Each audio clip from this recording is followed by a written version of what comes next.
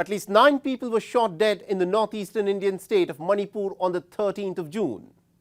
The late Tuesday night incident is the latest in the weeks of violence that have been sparked by the long-standing ethnic tensions. Reportedly, unidentified gunmen wielding sophisticated weaponry stormed Kamenlok village on the outskirts of the state capital, Imphal, and shot indiscriminately at the houses. A couple of days later, a federal Indian minister's home was also set ablaze by a mob. More than 100 people have so far lost their lives in these violent ethnic clashes, while more than tens of thousands have been forced to flee from their homes to seek safety. So what's happening in the state of Manipur? Our next report gets you the details.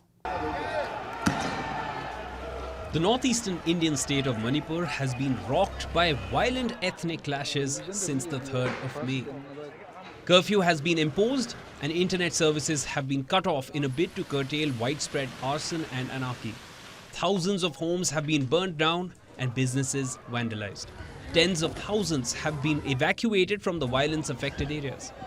Federal security force personnel have been deployed to bring the situation under control.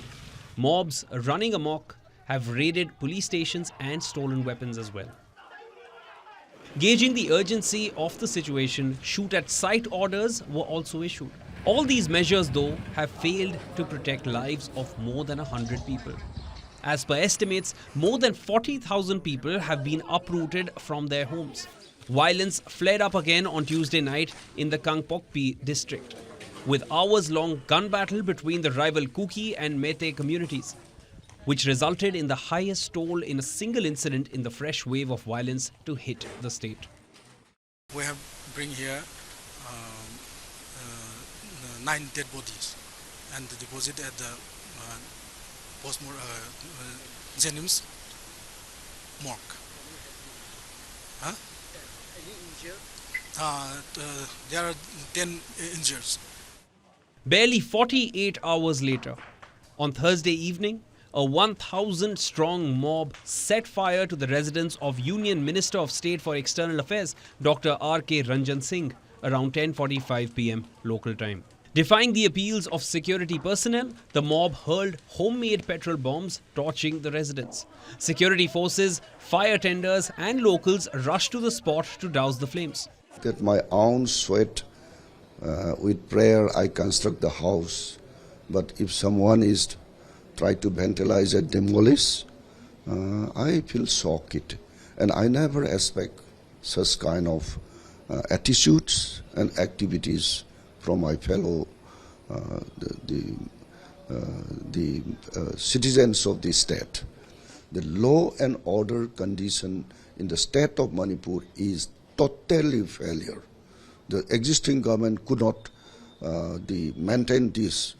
Despite the central government has sent a lot of the protections and rapid action force.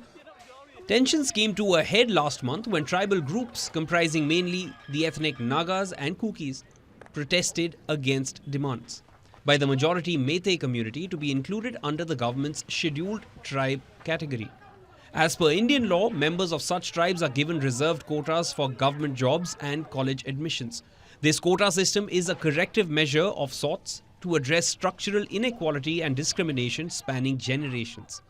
The majority non-tribal Meitei community, which dominates the Imphal Valley, is perceived by the tribals to be encroaching upon the constitutionally defined privileged status of tribals.